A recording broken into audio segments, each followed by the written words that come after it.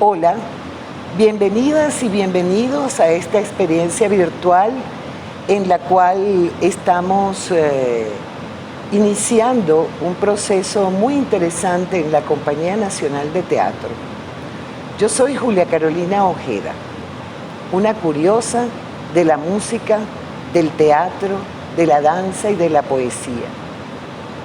Formo parte de un equipo extraordinario del Laboratorio de Creación de la Compañía Nacional de Teatro de Venezuela y hoy estamos acá con la misión un poco de hablar de lo que significa para los creadores de las artes escénicas teatrales el instrumento vocal, la voz. La voz como una herramienta, vista como una herramienta, vista como un instrumento, vista como técnica, vista como acción creadora. Les digo que soy una curiosa porque en la medida que he tenido que hacer cosas que me llamaban la atención, al principio solo fue la música, después fue la música y el teatro, después fue la música, el teatro y la dramaturgia, me di cuenta que había que investigar mucho y había que investigar no solamente de la forma tradicional a la que estamos acostumbrados a tratar la palabra investigación, sino que era una investigación acerca de las cosas y del mundo y de los elementos técnicos que son necesarios para que cada uno de nosotros pueda hacer y expresar en su trabajo artístico todo lo que tiene y todo lo que quiere expresar. Hay técnicas de la voz como cantantes, actores, gente que se ocupa de la voz, hay en el mundo. Cada quien adapta a sus necesidades y a sus requerimientos los aspectos técnicos que realmente quiere desarrollar. Pero en esa investigación de muchos años, conversando con otros profes, compartiendo con actores, actrices, cantantes, llegamos a la conclusión que hay 4 pilares sobre lo cual descansa todo el trabajo de la voz. Principalmente y primordialmente relajación. Todos los maestros y maestras con las que hemos conversado y compartido experiencias señalan la relajación como el espacio del cuerpo que permite que uno entre en contacto con él de una manera no tensa. Porque la tensión en el cuerpo debilita la emisión del sonido. Ejercicios de relajación importantísimos para que el cuerpo, nuestro instrumento, pueda de alguna forma comprender cuál es la forma en la que debe estar en toda su complejidad, por supuesto, porque nosotros no somos una entidad completa, nosotros somos un gran instrumento de una gran complejidad. Entonces nosotros con la relajación le decimos al cuerpo conscientemente, tienes que estar de una cierta manera para que la proyección del sonido sea óptima. Pero antes de hablar de proyección y de lo que realmente es lo que ocurre afuera, nos damos cuenta que hay otro espacio en el cual hablamos todos los que nos dedicamos a esta investigación de la técnica de la voz en el teatro, de la voz en el canto, de la voz en la ópera, de los distintos aspectos. La respiración. La respiración es el otro pilar sobre el cual descansa, ¿verdad?, una correcta emisión y sobre todo un control, entendiendo la palabra control como manejo de la herramienta, ¿sí? No con la acepción fuerte de control, no. Control Yo tomo este lápiz, controlo mi mano para que vaya en búsqueda del lápiz. A ese control nos estamos refiriendo. Conocer el proceso de la respiración, saber cómo éste funciona, ¿verdad? Porque está muy bien diseñado. El cuerpo humano está diseñado para respirar. Nosotros hacemos un proceso de concientización de ese proceso respiratorio y luego entonces podemos controlar, ¿verdad? ¿Cómo lo estoy haciendo? ¿Por qué lo estoy haciendo? ¿Sí?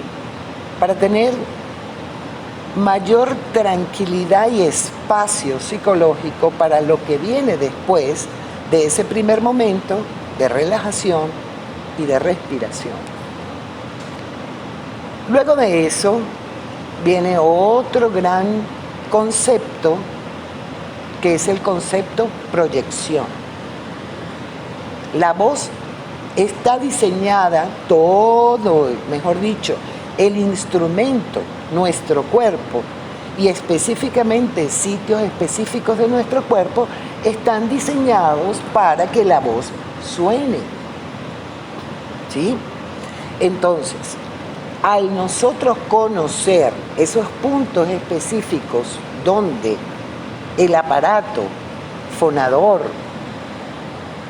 el sistema, como prefiero yo llamarlo, funciona, nosotros tenemos control de lo que podemos hacer con esa proyección.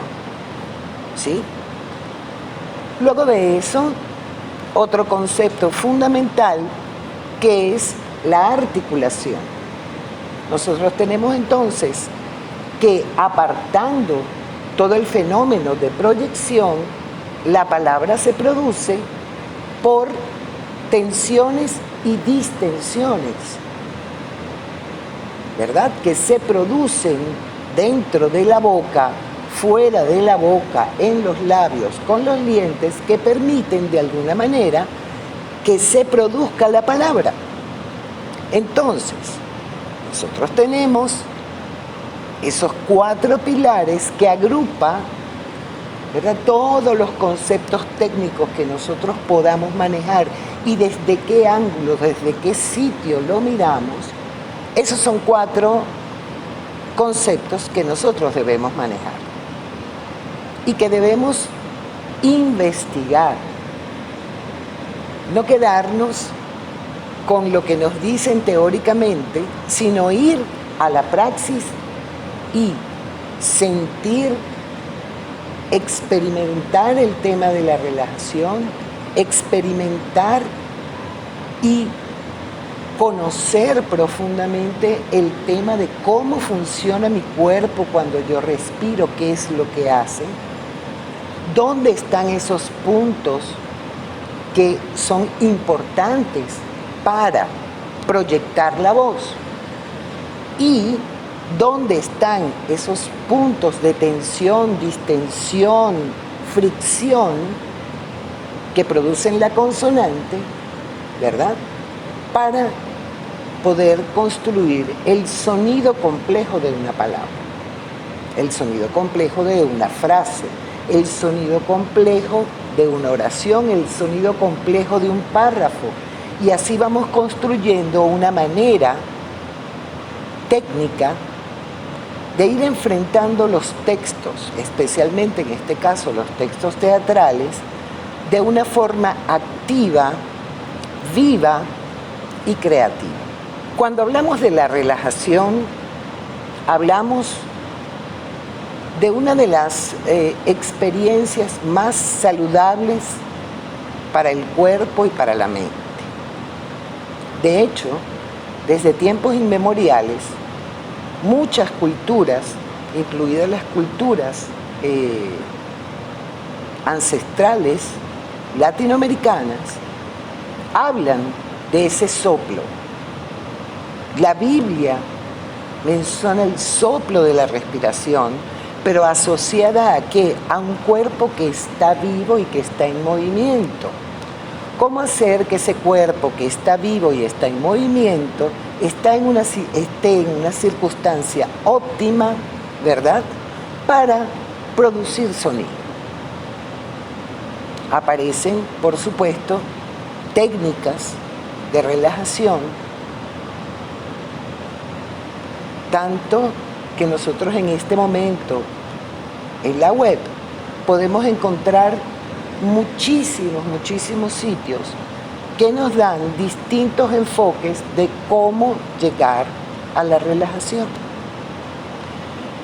Desde todo lo que tiene que ver con el budismo, desde todo lo que tiene que ver con el hinduismo, todo lo que tiene que ver con la práctica del yoga, la práctica del ejercicio regular en el caso de los deportistas.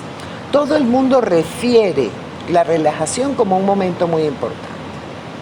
Sin embargo, cuando nosotros hablamos de relajación, muchas veces estamos perdidos porque ¿qué significa estar relajado? Estar como cuando estoy dormido, en el cual mi cuerpo está totalmente laxo sobre la cama o de lado o como dormamos, y el cuerpo entonces está totalmente inerte, o es una sensación un poco más compleja. Ciertamente lo que dicen la literatura, la experiencia y los especialistas es que el proceso de relajación es un proceso complejo. ¿Por qué? Porque no es la situación del sueño reparador que todos necesitamos. Es un estado consciente de tranquilidad y de paz. Pero es un estado consciente y activo. No estamos durmiendo cuando estamos relajados. Hay un ejercicio muy sencillo, muy sencillo que podemos hacer, que es sencillamente darle tensión a todo el cuerpo. A ver, yo estoy sentada, presiono mis pies contra el piso, voy subiendo tensión por toda mi pierna, mis dos piernas, aprieto los glúteos, subo los hombros, abro los ojos, estiro las manos, respiro así con esa tensión, suelto. ¿Cuánto duró? Nada. Pero con ese pequeño ejercicio yo puedo chequear cómo es tensión y cómo es distensión, sin la necesidad de llegar al sueño reparador. Entonces, cualquier oposición a la distensión me va a llevar paulatinamente a la relajación. Nosotros podemos, como les digo, en la web hay cantidad de ejercicios, pero lo más importante es que nosotros chequeemos cómo nos sentimos después de toda esa tensión en el cuerpo, cómo luego entonces nos sentimos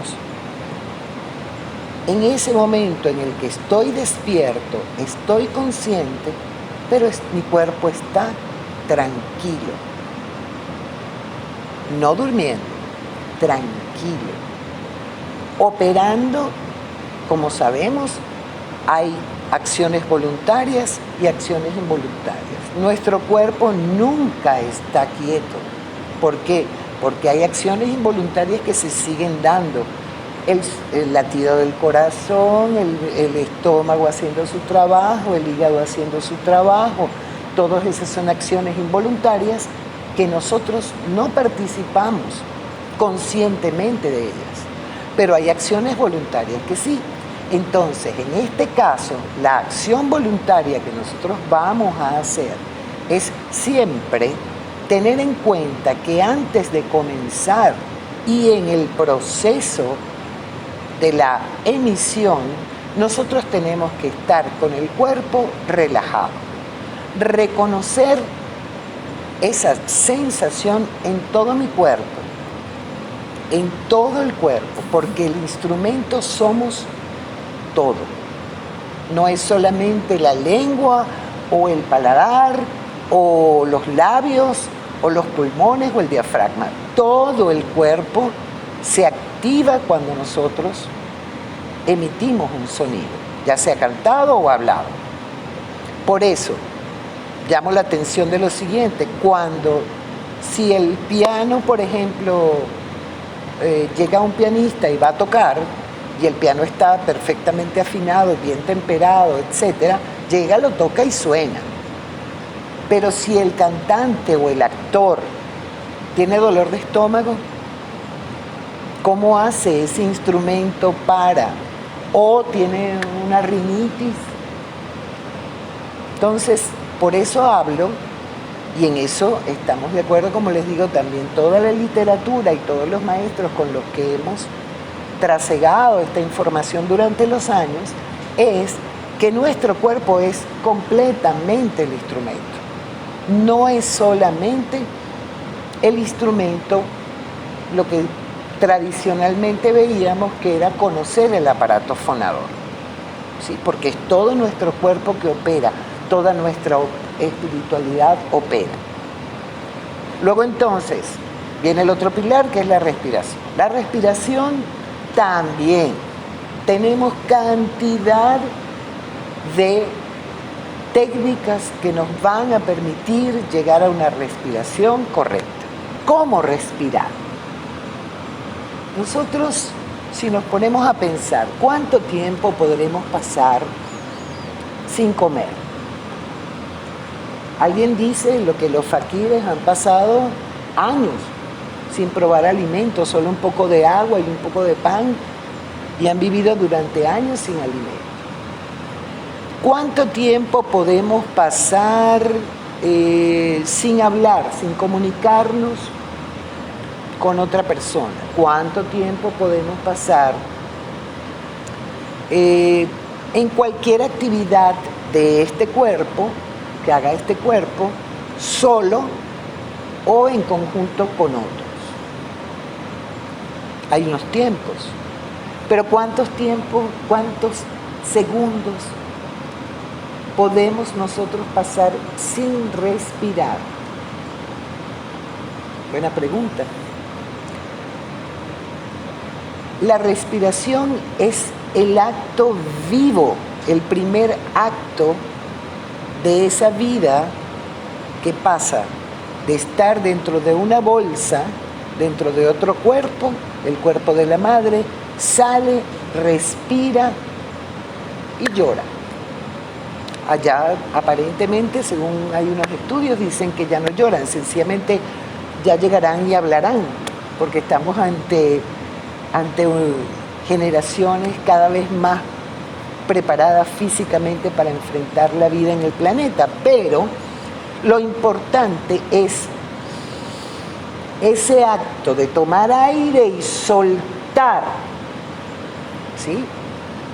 Ese momento es un momento en el cual tenemos que tener muy claro que ahí es donde está el sentido de la vida. Eso nos recuerda a cada segundo que estamos vivos. Y si contenemos la respiración, nos va a recordar que somos mortales, que estamos aquí por un breve lapso de tiempo en el cual nosotros estamos respirando. Cuando dejamos de respirar, ya pasamos a otras dimensiones, a otros espacios, con otra energía, pero ya no en este cuerpo.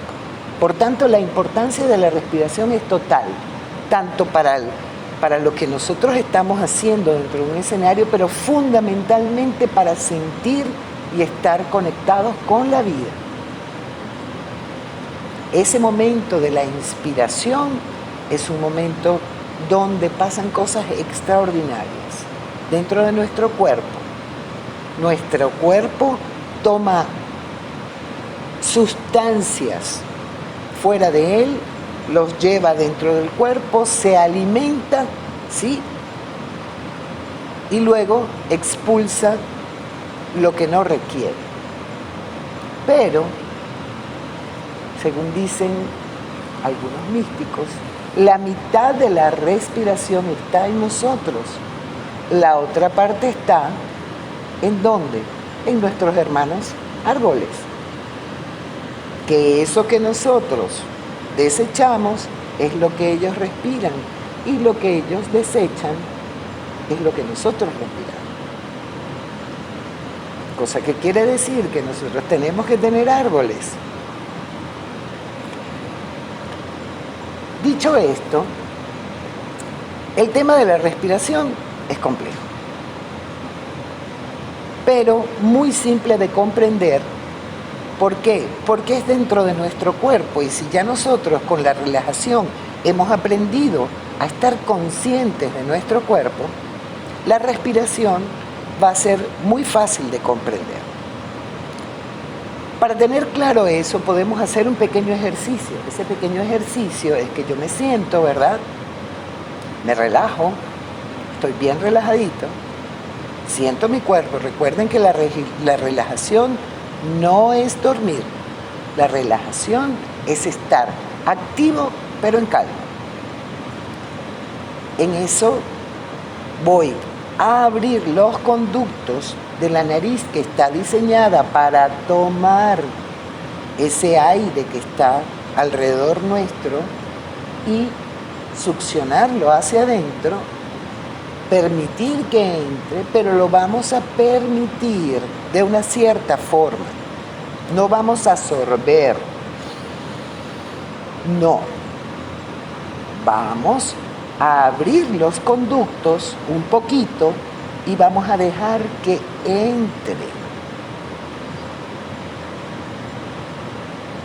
E inmediatamente vamos a sentir que el aire llega a un lugar y ese lugar no es más que esta zona de nuestro cuerpo. Vuelvo a botar. Podemos hacer ese ejercicio varias veces para sentir toda esta zona que se activa cuando yo dejo que el aire entre y no succione. Sencillamente abro los conductos y ahí suavemente hay una reacción en toda esta zona. Esta zona es muy importante para el paso siguiente que vamos a hablar de la proyección, pero en este momento es el control del aire. Ya nosotros dejamos suavemente que el aire entrara, llegara hacia el sitio que mencionamos, que toda esta parte de acá, que está llamada costodiafragmática, porque costillas y diafragma, un músculo fundamental para muchas cosas en el cuerpo, pero principalmente para el control de la respiración, que es el caso que nos está ocupando a nosotros hoy. Entonces, vamos a hacer un pequeño ejercicio conservando siempre la técnica de abrir un poquito los conductos para no absorber el aire. Colocamos una mano en las costillas y la otra mano sobre el diafragma que está, si nosotros tosemos, ahí está el diafragma. ¡Tac! Ese músculo que se movió es el músculo del diafragma. Colocamos la mano allí, ¿verdad? Abrimos las narinas y sentimos cómo todo se expande, se llena, se llena, se llena. Ajá.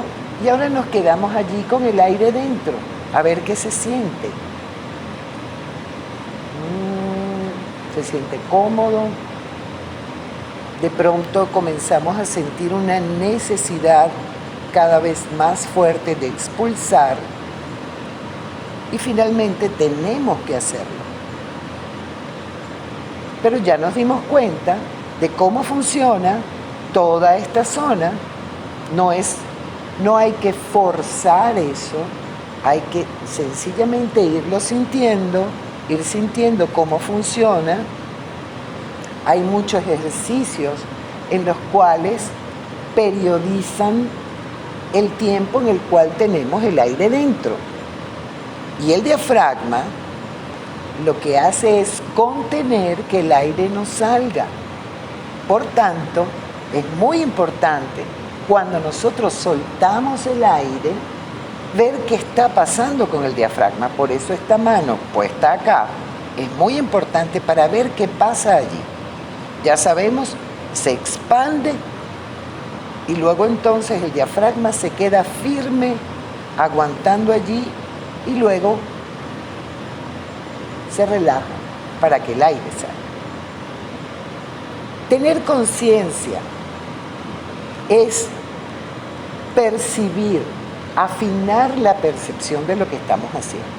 Por tanto, con un ejercicio de respiración bien hecho, nosotros podemos aprender muchísimo. Así que recordamos, inspiramos, se llena la zona costodiafragmática, el cuerpo dice hasta aquí, no más aire. Nos quedamos, podemos contar, 1, 2, 3, 4, 5, 6, 7, 8, 9, 10 y botamos por la boca. Con ese ejercicio sencillo, nosotros podemos empezar nuestra propia investigación de cómo respiro y crear esos aspectos en los cuales yo voy conociendo mi instrumento y mi cuerpo como una herramienta.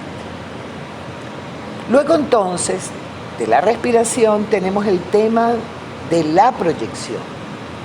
Es el momento en el cual ya no es un proceso interno del cuerpo como es la relajación y como es la respiración, porque nadie nota si yo estoy relajada o no estoy relajada, o estoy respirando o no estoy respirando.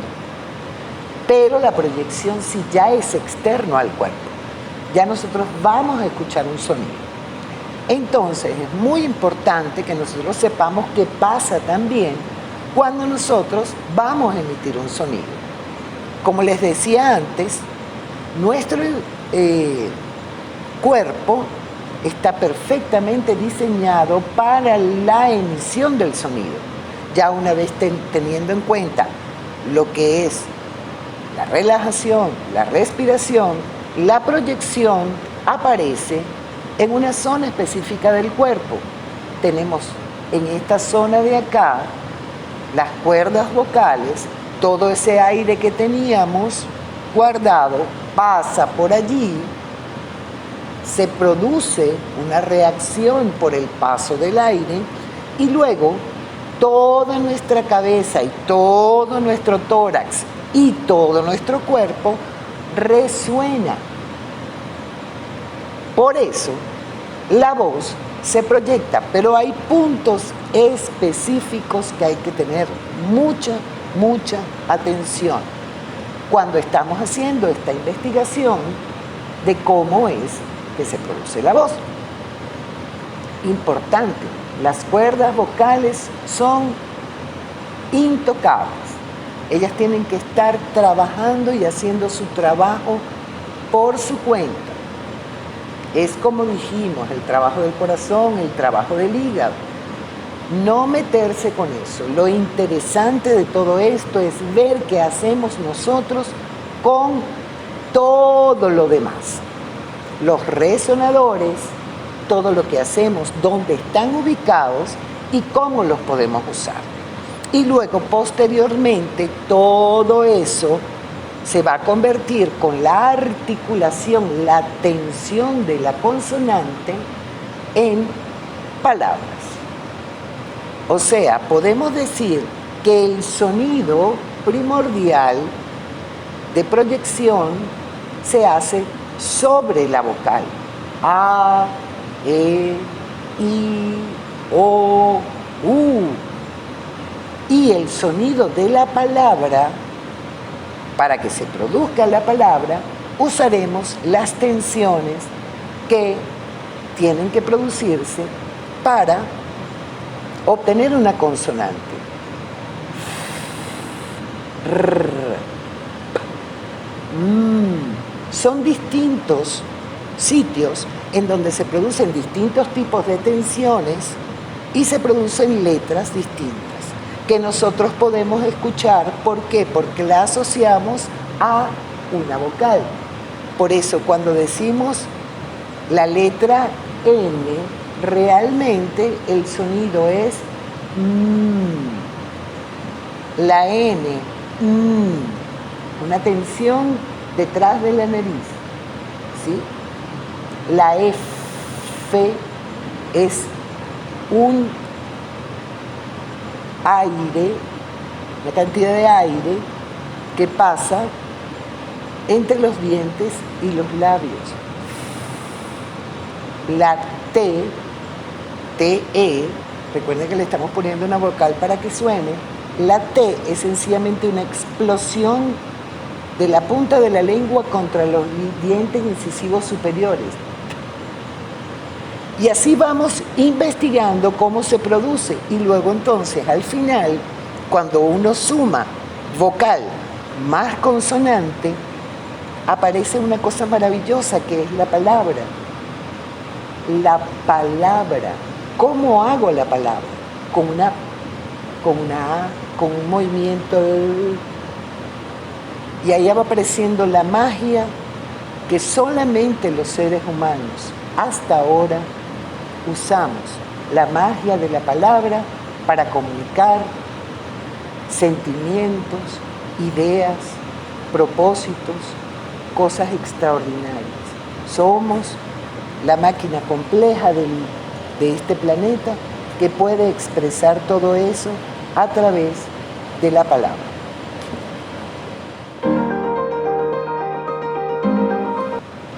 Otra vez de vuelta, les habla Julia Carolina Ojeda, como les dije, una curiosa del arte, de la vida, de la espiritualidad y sobre todo de esta maravilla que significa el hecho de poder tener la gracia de estar sobre un escenario.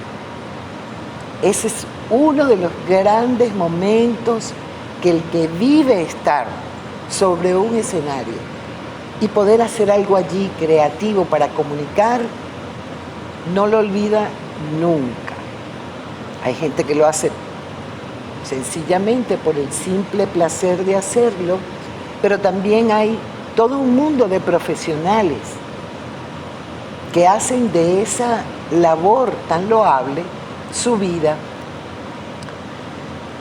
Y en ese mundo profesional nos encontramos con que el actor y la actriz, el intérprete escénico, pasa ya un proceso en el cual conoce y maneja su instrumento, ¿verdad?, relacionado con los 4 pilares expresivos que siempre conversamos, que es la relajación, la respiración, la proyección y la articulación, y luego viene un momento en el cual, ¿ahora qué hago?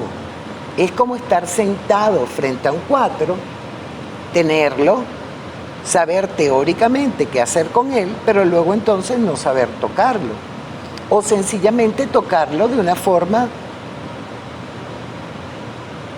más o menos buena, más o menos rendidora, pero cuando estamos hablando del mundo profesional, estamos hablando de recursos técnicos manejados en unos términos muy, muy específicos.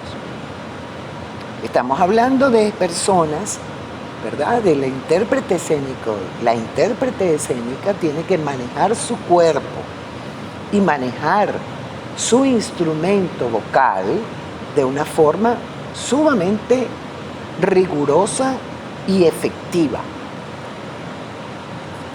Cuando nosotros salimos ya del espacio técnico, llegamos entonces al espacio donde tenemos que saber cuáles son esos recursos que nos van a permitir ir un paso más allá de todo lo que es técnico y comenzar el proceso de lo expresivo. Cuando nosotros tenemos, por ejemplo, que solamente pudiéramos, imagínense que vamos a decir un texto solamente en un tono, va a llegar un momento en el cual mi cerebro, ni siquiera voy a hablar de si es o no atractivo, voy a hablar qué pasa en mi cerebro. Va a pasar que inmediatamente al acostumbrarme al sonido monócromo, sencillamente me voy a desconectar y me voy a ir hacia mi interior. Y voy a empezar a pensar, si dejo que la mente fluya, si quiero meditar o lo que sea, me pongo en meditación, pero si no, voy a empezar a pensar, oye, tengo como que hacer tal cosa, y de repente te ves en el teatro ante un intérprete y resulta que te has perdido todo, porque perdiste la conexión con esa persona. Pero si yo estaba aquí, ¿cómo perdí la conexión? Sencillamente porque no estaban hablando conmigo, no se estaban comunicando conmigo. Si me perdí, la responsabilidad está en mucha medida en ese intérprete. ¿Por qué? Porque no logra conectarte a otro nivel que no sea el técnico. Pasa a veces que uno escucha un cantante maravilloso y resulta que ese cantante es impecable técnicamente, pero todo lo hace en el momento preciso, y resulta que hay otro cantante que tiene ciertas irregularidades, pero esas irregularidades le dan una personalidad a su interpretación. Y entonces eso se hace inolvidable, porque fue conmigo, me llevó hasta allí, caminó conmigo durante todo ese trecho, y finalmente ahí es cuando aparece, hay una maravillosa sensación de haber estado en un acto. Hay gente que piensa que es un acto de magia, y hay muchos de nosotros que pensamos que es un acto realmente mágico y un acto sagrado.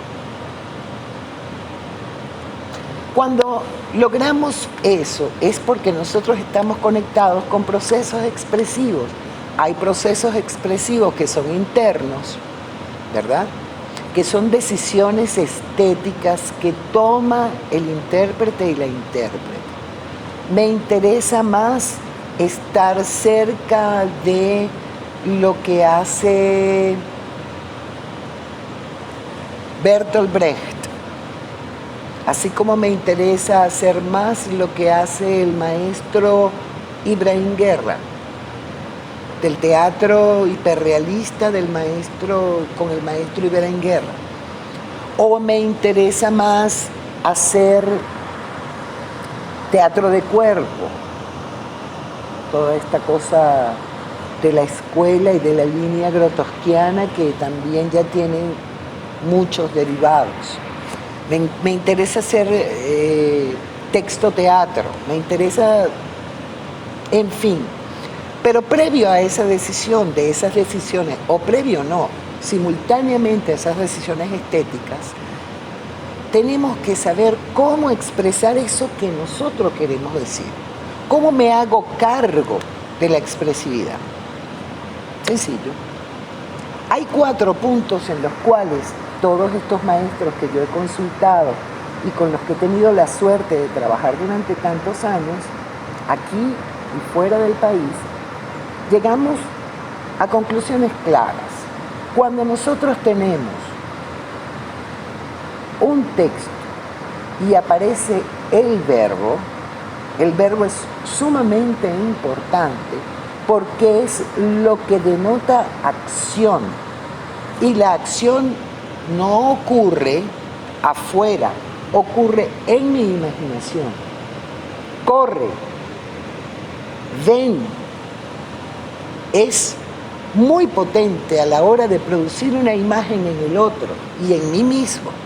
Por tanto, el acento en el verbo, tener cuidado en el énfasis en los verbos, hace que cognitivamente la otra persona se active junto conmigo. Importante ese acento en el verbo, como un recurso expresivo. Otro recurso expresivo muy importante es la tensión de la consonante. No es lo mismo decir bellísimo que decir bellísimo. Esa diferencia de esa S hace un proceso totalmente diferente de qué quería decir aquí y qué quería decir aquí. Por tanto, la tensión de la consonante nos ayuda a buscar distintos matices dentro de una misma palabra. Por tanto, es muy importante lo que decimos siempre, que es una investigación personal. Me escucho, me oigo, recuerdo cosas, pero hago cosas en el momento y la tensión de la consonante me recuerda el aquí y el ahora, ¿verdad? Que no estoy recordando cómo hacerlo, lo estoy haciendo en el momento. Eso nos sirve muchísimo, la tensión de la consonante, para no perder esa relación con el presente que hay que moderar y que hay que ir reconstruyendo cuando estamos sobre el escenario. Una vez que nosotros hacemos énfasis en el verbo, tensión de la consonante, hay también otro espacio que es extraordinario para entender y buscar diferencias en cosas, que es el uso de los contrastes. De pronto, si yo quiero causar una especie de tensión en ciertos momentos, lo hago lento. Pero si yo quiero usar otra cosa que me permita de alguna forma ir creando otra relación con el tempo, voy generando distintas maneras de expresar lo mismo. Puede ser también, si yo quiero señalar algo muy importante, o sencillamente lo quiero señalar porque te lo estoy diciendo de cierta manera. Entonces, contrastes, agudo, grave, rápido, lento, ¿sí? Hay muchísimos contrastes que me van a permitir ir creando e investigando cómo es, ¿verdad?, que yo quiero que suene. Tan sencillo como eso. Por eso, tenemos ya varios recursos. Tenemos el acento en el verbo. Tenemos, si recordamos, acento en el verbo, tensión de la consonante, uso de los contrastes. Esos tres pilares no funcionan independientemente, funcionan en la complejidad de la palabra. Por eso, no podemos solamente pensar en el recurso agudo grave o rápido o lento, ¿sí?, o el acento en el verbo, sino irlo viendo como algo holístico que va ocurriendo y que yo voy produciendo. Lo divertido de todo esto es que yo soy la dueña y el dueño de lo que yo voy haciendo y de lo que voy proponiendo. Finalmente, ¿qué es lo que yo hago? Haciendo este juego, crear una imagen en la mente del otro, usar el imaginario del otro como fuente para yo poder expresar lo que quiero expresar. Esa imagen va a ser potente en la medida que yo use todos mis recursos expresivos. Hay muchos más. Podemos seguir investigando, podemos seguir tratando esto con el cuidado que requiere y sobre todo divirtiéndonos, porque eso nos permite convertirnos en creadores y creadoras. ¿Vale? Hola, aquí estamos otra vez. Vamos a conversar un poquito ya una vez que nosotros hemos examinado, investigado mucho. Es importante la palabra investigación porque no hay una técnica fuera de mí, no hay un recurso expresivo fuera de mí, todo está en mí. Y si yo estoy investigando permanentemente, escuchando, atento y atenta a lo que pasa a mi alrededor, aprendo muchísimo. Y aprendo muchísimo de cómo operan las cosas, las personas, las comunidades, los países, la humanidad. Y entonces puedo convertirme en un intérprete que realmente conmueve y llama al otro porque está conectado con esa necesidad de expresar y de decir, que no es solamente una decisión estética, sino es una decisión que tiene que ver también con una ética. Cuando hablamos de ética y estética nos podemos meter en un problema filosófico grandísimo. Por eso yo prefiero hablar en este momento de la acción creadora. ¿Cómo me contacto con la acción creadora? ¿Cómo permito que esa acción creadora esté permanentemente viva en mi vida, permanentemente viva en mis asuntos? Porque no es solamente sobre el escenario. La acción creadora puede ser mejorar mi praxis y convertirme en, por ejemplo, a mí me gusta mucho cocinar. Me gustaría ser una persona cada vez mejor en ese ámbito. Sencillamente investigo, estudio, me preparo y pico mucha cebolla. Es más o menos lo que nos pasa cuando nos enfrentamos a la acción creadora.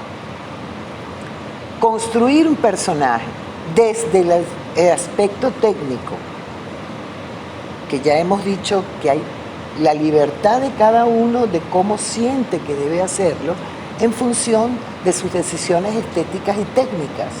Me interesa Stanislavski, me interesa Mamet, me interesa Brecht, me interesa Pina Bausch, me interesa quien me interese. Yo tengo que tener el acto responsable y consciente de investigar, porque hasta que cierto punto, cuando estoy vinculada o vinculado con una situación de creación, yo estoy realmente siendo creativa o estoy emulando lo que me llama y lo que me gusta. Hay muchas experiencias en el mundo teatral y en el mundo del arte en general, especialmente el tiempo de las vanguardias, donde la experimentación fue un acto realmente muy tomado en cuenta porque era salir de los cánones tradicionales y entrar en el mundo de lo desconocido prácticamente. Por eso habían vanguardias que planteaban innovar, romper, crear algo nuevo. Sin embargo, para esta servidora y para gente que hemos tenido el gusto de trabajar, la experimentación es un acto consciente de relación, tanto con el hecho creativo como con la persona que lo va a disfrutar, la persona que va a estar con nosotros en ese proceso. Cuando nosotros hablamos de la voz y de la acción creativa, estamos hablando no solamente de la voz como instrumento o como herramienta, sino también como un recurso expresivo para. Entonces, cantar en el ámbito tradicional, ¿sí? Cuando nosotros hablamos, por ejemplo, de la ópera, estamos hablando de cantar en unos ciertos niveles y rigores técnicos y con unas ciertas especificaciones, que el do dura tantos segundos, luego tal cosa ocurre y luego entonces, y ahí es cuando vemos las grandes interpretaciones de los grandes cantantes y de las grandes cantantes líricos sobre roles específicos o sobre creaciones nuevas. Pero hay como un código específico. Cuando nosotros nos enfrentamos al tema teatral, nos encontramos con una cantidad de licencias extraordinarias. Cuando nosotros queremos hay un personaje y en eso tenemos que reconocer, por ejemplo, el trabajo maravilloso de Bertolt Brecht al crear esos personajes y esas obras fantásticas, donde realmente el canto no estaba pensado para que fuera un divertimento, sino que fuera una manera de llegar más rápidamente y poner a pensar. Entonces, cuando uno escucha a una soprano cantar Bohème, o a uno de estos grandes tenores de la historia cantar las grandes arias, uno escucha técnica y recursos expresivos también.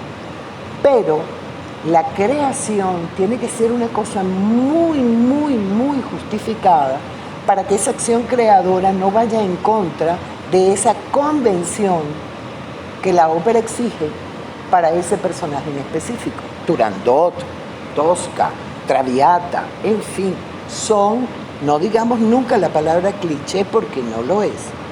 Es sencillamente una pauta en la cual el artista tiene que estar enmarcado. Pero cuando llegamos al teatro y nos encontramos con que el personaje es un latero, ¿verdad? Que está fingiendo ser invidente y está pidiendo en la calle, tirado en el piso, con una bolsa de latas. Vamos a hacer un ejercicio de imaginación. Una bolsa de latas, está tirado en el piso, sucio, y de pronto el director dice, canta ese texto. ¿Qué va a pasar? Toda esa imaginación, todo eso que está allí, toda esa carga semántica tiene que salir en el canto y en la voz de ese personaje. Entonces, ¿cómo me enfrento a la acción creadora? Yo les recomiendo investigando y usando sus 4 pilares técnicos, cuidando muy bien su instrumento, esa es otra cosa muy importante, usando sus 4 pilares expresivos y con la palabra mágica, investigando y estudiando sobre qué me gustaría decir, porque ahí sí ya es una decisión personal, es cuando tú propones a un director o a una directora qué es lo que tú ves, cómo lo ves tú, como cuando cierras los ojos te conectas contigo mismo y lo ves.